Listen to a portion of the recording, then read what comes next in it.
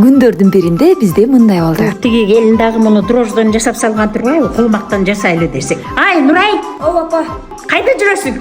Кулмак менен дрожж нан жасайлы. Апа могул эле дрожждон жасай беречү. Жок, бас кулмак менен жасайсың. Апам кулмак, башкача айтканда камыр туруш менен нан жасаганда аябай жакшы көрөт. Сууга кулмакты 5 мүнөт кайнатып алып, сүзүп, ал жылымык болгондо картошканы чөркөдөн өткөрүп, шекердин кошуп, жана эң алгачкы ачыткыны жасап жатканда кичине дрожж кошобуз. Бирок мындан кийинки ачыткыларга таптакыр дрожж кошпойбуз. Деп апам камыр турушты жылуу ооруп кой деди. Бир маалда эле ушинтип ачып коюптур. Ой, апаларыбыз бар болсун, көп нерсени үйрөнсөк болот. Биз бул жолку сунунга камыр туруштун жарымын коштук. Анан экөлөп алып нанга камыр жуурдук.